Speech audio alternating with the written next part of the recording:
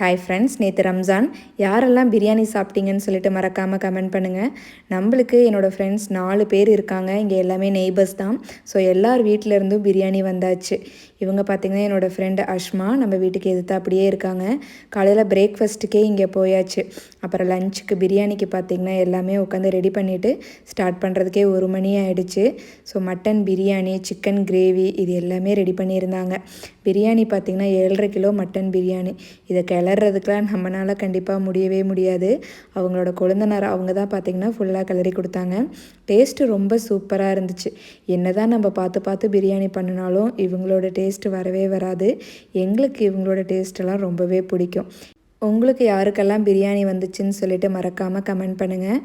Lunch எல்லாம் சாப்பிட்டு முடிச்சுட்டு டே பார்த்திங்கன்னா ஐஸ்கிரீமோடு முடிஞ்சுது. ஓகே ஃப்ரெண்ட்ஸ், எங்களுக்கு இன்றைக்கி டே ரொம்ப சூப்பராக இருந்துச்சு. நம்ம நாளைக்கு இன்னொரு வீடியோவில் பார்க்கலாம்.